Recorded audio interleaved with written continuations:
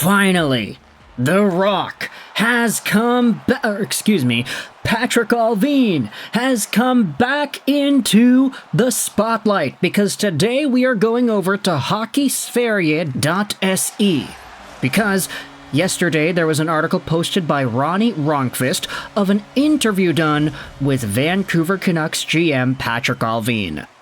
Now, the headline here reads, Allvin wanted to keep Elias Lindholm. Unfortunately, we couldn't afford it. That's just one quote from the man in charge out of the numerous quotes that are included in this article.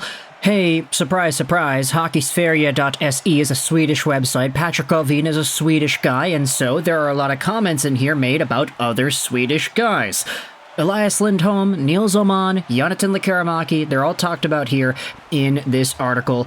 Even the Sedins are discussed here in this piece, and Elias Pettersson as well. So there's a lot to go over here when it comes to Patrik Allvin and the latest in regards to Vancouver Canucks news and notes.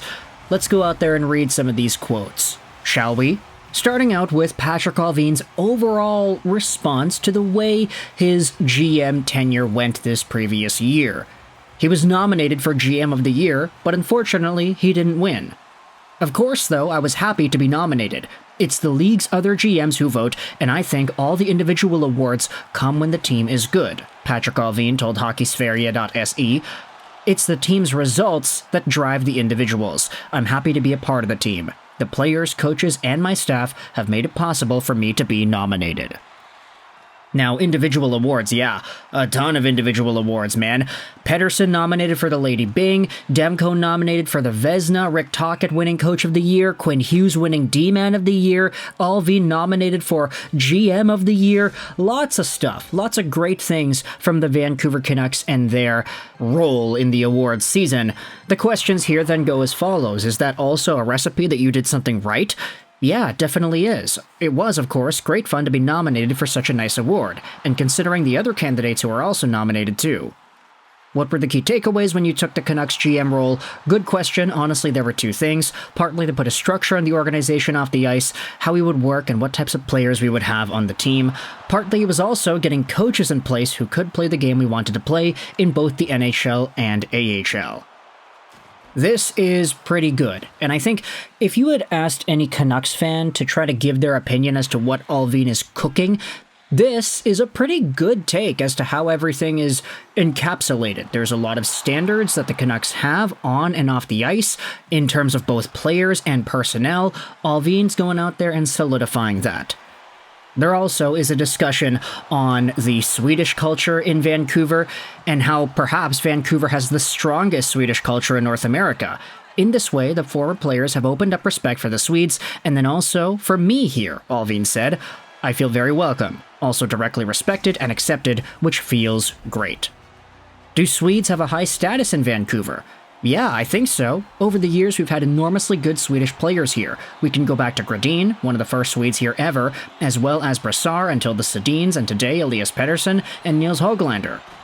The Swedish boys have been very respected both on and off the ice. Henrik and Daniel work today with Vancouver's organization, with which Allvin is very grateful and happy about. Let's go over some comments here made about Henrik and Daniel. It's important that they manage themselves and base their role on the team on their family situation. Clearly, it was important to me that if we could implement them in some way, the culture and the standard in an organization to be able to get them, when you have people like Henrik and Daniel Sedin who have been responsible for the cultural side over the years, it was hugely important to keep them in Vancouver, partly through their way of working and partly through what the Canucks mean to them. They have no egos, they want to see the young guys succeed. In this way, Daniel and Henrik have meant a lot. Let's skip over into some of the other comments about other players. The next player they actually talk about here is a very interesting one, another Swede. Speaking of success, Patrik Allvin was involved in buying out Oliver Ekman-Larsson on his contract with Vancouver last summer. He ended up going to Florida instead, where he was able to win the Stanley Cup. I think it was really fun for Oliver, Allvin said, who is a good person. Unfortunately, it didn't work out here. When you make a lot of money, as he did here, there are also higher demands. Speaking on higher demands, Allvin then talks about Elias Lindholm, who signed a 7-year contract in the Boston Bruins organization. It's definitely something we had tried. Unfortunately, we couldn't afford to keep him. I wish him the best of luck in Boston. He played really well for us during his time here. Allvin then gets into a bigger discussion because the interviewer asks, how do you rate Elias Lindholm's performance in his 40 games with Vancouver? What Elias meant to us was that we became stronger at the center position. He played incredibly important matchup roles during our playoff games. He took on the opposition's better players. In addition, he's a good scorer and good in box play. So he meant a lot to us. Bouncing around to other Canucks players, one of them that Allvin gave a longer contract to and whom he believes in is Niels Aman. I hope that Aman continues to develop and has a good summer. In the last months of last season, he started to take care of himself more and wasn't just too kind out the court. He is very popular and respected in the group. In addition, he can play both as a center and on the wing. It's important to have players who can play in 2 different positions. Now, on to some more bigger and bolder Swedes. This is what Allvin says about Jonathan Lekkerimaki. It'll be very exciting. Jonathan was here in the Vancouver system, and he had showed himself off to the farm team during the spring. He did very well.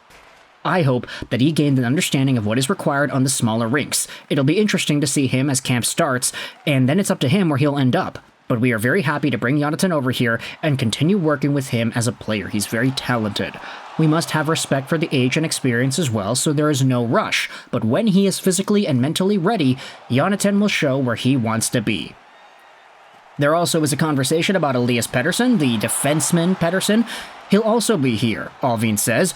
He played for our AHL team and did really well. Same thing there, that we confidently look forward to bringing Pettersson into the organization to work with him even more. He took big steps last season and made a real impression in Abbotsford, so we're really looking forward to having him here.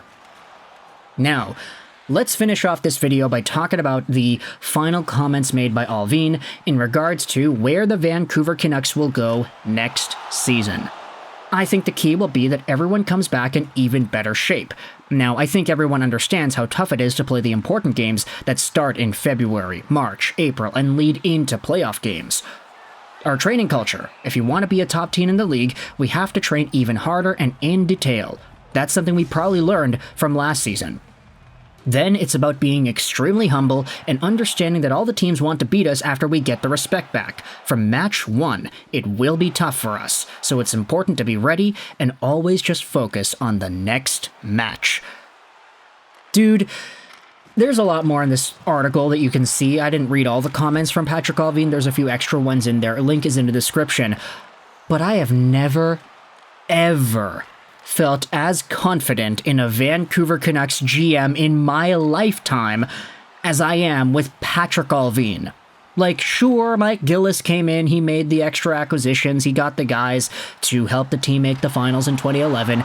Yeah, Gillis had a little bit of a fadeaway towards the end there. He was great, but I was too young to really appreciate what Gillis was doing when the Canucks were in the finals. That was when I was 11 years old, so I don't really have much of a horse in that race. But between Jim Benning and Patrik Allvin, night and day difference, man. Totally different standards, totally different appreciation, and totally different commentary. Like, Jim Benning and the way that he would do interviews, you could kind of tell that, I mean, not to doubt the guy's intelligence, but the way he would speak about stuff, it's like, I'm not really getting anything insightful out of Jim Benning when he says, oh, we made this trade, this guy's a good player, he helps us, this and that.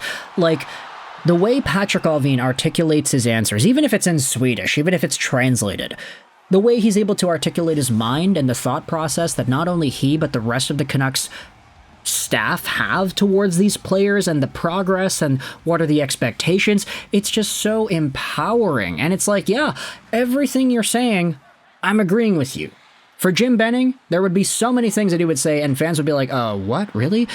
It just happened, and for 7 years, that's what Canucks fans had to deal with, and a lot of us had to, kind of shut our minds off when listening to Jim Benning, because it was like, yeah, if you take everything this guy says 100% literally, your head's going to explode trying to rationalize every decision that he ends up making.